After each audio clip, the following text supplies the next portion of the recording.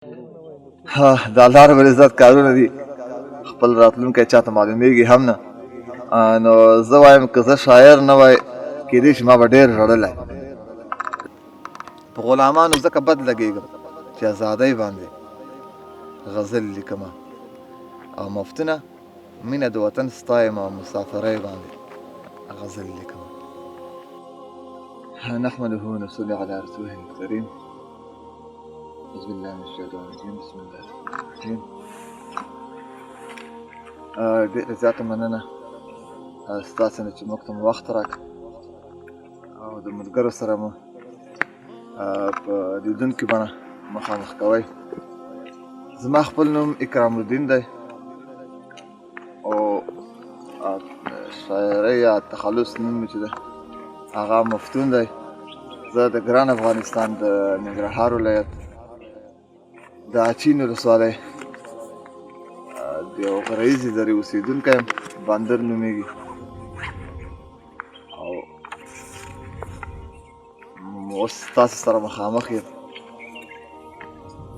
نو ژوند خو په خپله یو روان کاروان دی، د چا انتظار نه کوي. زمونږ ماشومتوب هم د تېر روسي انقلاب سره سم پیل شو او د هغه ستونزو له کبله موږ هجرت وکړو او د هجرت په دیار کې مو یو څه ناڅه تعلیم وکړو. او به هر حال هغې نه بعد دا زموږ ژوند ټول د انقلابونو سره مخامخ شو او تر اوسه الحمدلله په یو لحاظ چې موږ د علماء کرامو او د طلباء کرامو او د جهاد په هغه دایره کې زندګي کوو. ډېره خوندوره زندګي ده، په ستونزو کې هم خوند دی او الحمدلله تر دې حده مو ډېر خوندوره انداز راورسولو. الله دې آینده هم راته راتلونکي کې هم د همدغه ملګرو سره د ښه سفر او د ښه ژوند توفیق راته راکړي. زه ماشوم وم، د روس خلاف انقلاب جهاد دور و. مجاهدین به زموږ سیمې ته راتلل، حجرو کې به کېناستل، د هغوی به یو رنګ هغه وخت سره چې کومې ترانې غږولې. له هغه وخته زما شوق د ترانو یا د اشعارو د اورېدلو سره و. یو څه لیکل مې چې زده کړل نو بیا به مې کمزوري شیان لیکل، شعرونه مې لیکل. هغې نه بعد د وخت تېرېدو سره سم او د حالاتو د غوښتنې په مناسبت زموږ فکر هم همغه شان جوړېده او د همغه غوښتنې مطابق شعرونه مو لیکل. تر اوسه مو دغه د شاعرۍ دغه کمزوری سفر روان کړی دی او د وخت په مناسبت باندې زه اکثر کوشش کوم چې شعر ولیکم. او زه ماشوم وم، ما اول شعر چې لیکلی د بسم الله په اهمیت مې لیکلی، خو هغه زما په ذهن کې پوره شته نه دی، ډېر وخت شو. هغه ما داسې لیکلي وي چې دا بسم الله هر کار ته ویل بسم الله پکار دی او چې کوم کار په بسم الله سره شروع شي هغه ښه وي. بغیر له بسم الله څخه کار پیل چې دی دا تاواني وي. په دې موضوع یو ما د ګوډ شعر لیکلی و، خو تر اوسه مې په ذهن کې پاتې نه دی. هغه وخت ما ډېر شعرونه لیکلي، خو یقینا هغه کتابچې له بده مرغه چې بیا وسوځېدلې، غلط فهمۍ شوې نو راته یاد نه دي. یو نیم خبره کوي، هغه پوره شعر راته یاد نه دی. هغه خو دا ده چې طالب، فدایي، شهید، دا ټول یو قطار خلک دي او دا د دې وخت انتهایي قیمت ترین خلک دي او هر څوک دا کوشش کوي چې په خپله شاعرۍ کې هغه څه وستایي چې هم د حالاتو غوښتنه وي، هم د عقیدې او د اسلامي ارزښتونو سره جوړ وي. نو طالب د دې نړۍ تر ټولو مهم او قیمتي انسان دی. هغه د ټولو کفارو مخ ته ولاړ دی. هغه زموږ د مسلمان امت د عزت او د کامیابۍ دپاره جنګېږي. زموږ شاعري چې ده طالب ښایسته ده او ما ټول د شاعرۍ زیات الهام چې دی خصوصا د حماسي شاعرۍ موږ د طالب د قهرمانۍ او د طالب د تقوا او د طالب له منشور څخه اخیستی دی. نو په دې خاطر زه غواړم چې طالب څومره وستایل شي کم به وي او طالب د امت مسلمه د عزت نه دفاع کوي، او خصوصا په بله معنا طالب د الله رب العزت سپیشل فورس دی. په هغه د دې حالاتو کومه اصطلاح چې ده په هغې به درته ووایم، د الله پاک یو سپیشل فورس دی، او د مسلمانانو د اسلام دفاع چې ده د طالب په شکل کې کوي. نو ما ته خوند راکوي طالب ډېر زیات، او د طالب ډېر اوصاف دي هغه زما په وس کې نشته چې تاسو ته ووایم. خو زه چې په خپله شاعرۍ کې طالب یادوم هغه په همدغومره یادوم چې څومره زه نه ویښ یم که ویده یم خو بس خیال ته مې راځي طالب. ویښ یم که ویده یم خو بس خیال ته مې راځي طالب. هر یو نازولی مجاهد امارتي طالب، او لیک مې د زړګي پر پاڼه دغه څو نومونه دي. لیک مې د زړګي پر پاڼه دغه څو نومونه دي: ورک طالب، شهید طالب، بندي طالب، غازي طالب.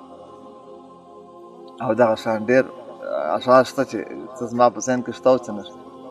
یو مطلق شاعري ده چې هغه ډېر شاعران په دنیا کې شته، د مختلفو ژبو هم شته چې ښه شعر لیکي، هغه په پښتنو کې هم شته.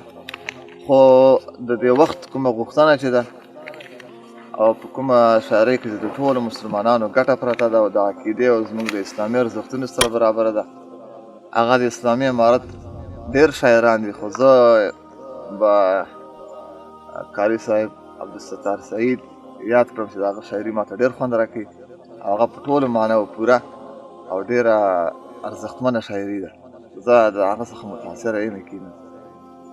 هغه شاعران چې نن سبا یې مونږ د هغوی لیکنې ګورو، اشعار یې ګورو، او د دې یرغل خلاف او د امت په دفاع کې لګیا دي.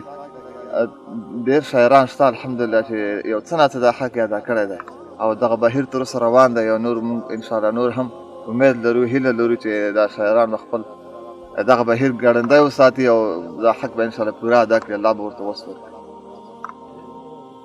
د الله رب العزت کارونه دي، خپل راتلونکی چاته معلومیږي هم نه.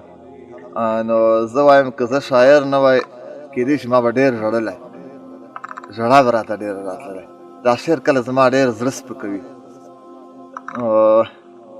زه به ډېر غمجن وم په یو لحاظ باندې. خو په شعر سره زما زړه سپک شي چې کله شعر ولیکم، او نور داسې نشم ویلی چې زه به څوک وم. خو به هر حال د دې قطار یو کس به هم انشاءالله د الله نه مې دا امید شته، د دې قطار یو د اسلامي امارت د ملګرو په قطار کې به هم د یو عسکر په صفت باندې، او دا زما دپاره د فخر خبره ده.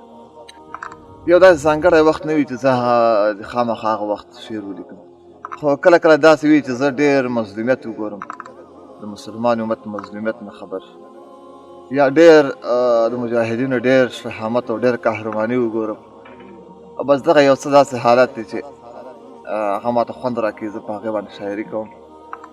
او نور داسې ځانګړی وخت نشته چې زه دې ووایم چې په دې وخت کې زه خامخا شعر لیکم، خو داسې نه وي. نه، کله کله زه داسې د حالاتو د غوښتنې سره یو شعر ولیکم.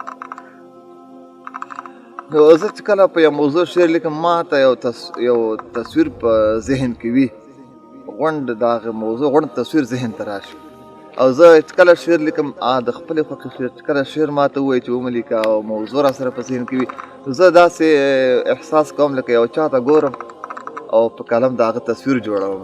نو ډېره اساني وي.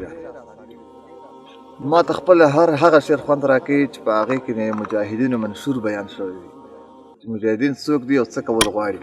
دا شعر که په لیکلي انداز وي که په ویل شوي انداز وي، ما ته دا شعر ډېر خوند راکوي، که زما وي که د هر چا وي. زه په ډېر خلکو مین یم او په ډېرو شیانو مین یم. دا نه چې زما مینه د یو چا پورې محدوده وي، مینه انتهایي لویه سرمایه ده، او په دې ډېر شیان کېږي. نو الحمدلله دین اسلام نه واخله تر خپل هېواد او خپل اسلامي امت په مظلومانو، خصوصا د نن وخت قهرمان چې هغه طالب جان دی، زما مینه تر دوی پورې ډېره تړلې ده، او زه په همدغو باندې مین یم. الله دې رانه قبوله کړي. نو بس د شعر د مزن یا د سر نه یو دوه درې کرښې درته ووایم. هغه داسې وایي: نختر مې سیلابو کې له سپین غره را بهېده، او کنه زما په اوښکو کې باڼه را بهېده.